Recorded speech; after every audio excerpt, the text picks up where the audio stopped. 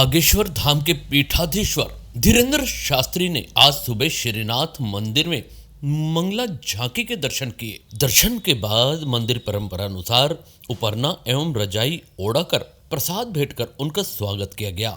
इस दौरान उनके साथ प्रसिद्ध कथावाचक इंद्रेश महाराज भी मौजूद थे। धीरेंद्र शास्त्री आज सुबह श्रीनाथ मंदिर के प्रीतम पोल दरवाजे से मंदिर पहुंचे थे और दर्शन किए।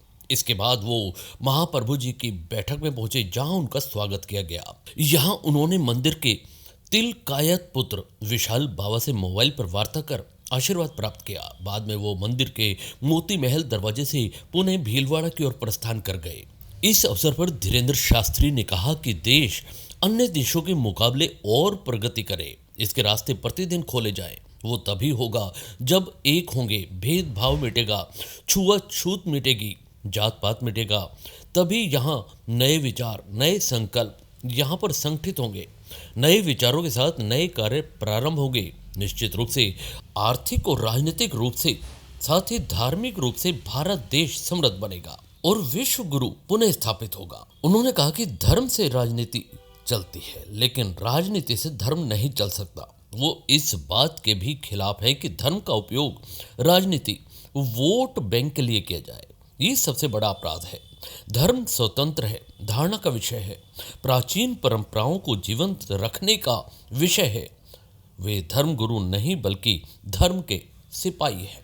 ऐसा कुछ कहा नहीं जा सकता, परंतु ये बात बहुत पूर्ववत सिद्ध है कि धर्म से राजनीति चलती है, राजनीति से धर्म नहीं चलता है। और हम इस बात के खिलाफ हैं। धर्म का प्रयोग राजनीतिक वोट बैंक के लिए अगर किया जाए, ये सबसे बड़ा अपराध है। दूसरी बात, धर्म एक ऐसा है जो स्वतंत्र है, धारणा का विषय है, प्राचीन परंपराओं को जीवंत रखने का विषय है, उत्साह का विषय है, आनंद का विषय है, मोक्ष का विषय है, जिज्ञासा का विषय है।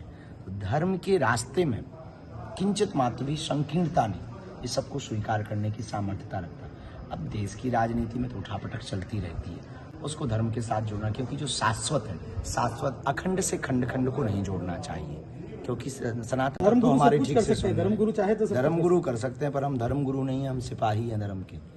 जब तुम्हारे जैसे लोग हमारी सुन नहीं रहे, आपके जैसे लोग हमारी सुन नहीं रहे, तो सरकार क्या खाक सुनेगी। दूसरी बात, देश के युवाओं के लिए, देश के लिए यही है, देश अन्य देशों के मुकाबले में और प्रगति करे, इसके रास्ते प्रतिदिन खोले जावें। वो तभी होगा जब सब एक होंगे, सबके अंदर की वैमनस्यता दूर होगी, भेदभाव मिटेगा, छुआछूत मिटेगी, जात पात मिटेगा। तभी कुछ नए विचार संकल्प यहाँ पर संगठित होंगे। नए विचारों के साथ नए कार्य प्रारंभ होंगे। निश्चित रूप से आर्थिक रूप से, राजनीतिक रूप से, धार्मिक रूप से भारत समृद्ध बनेगा और विश्व गुरु पुनः स्थापित होगा।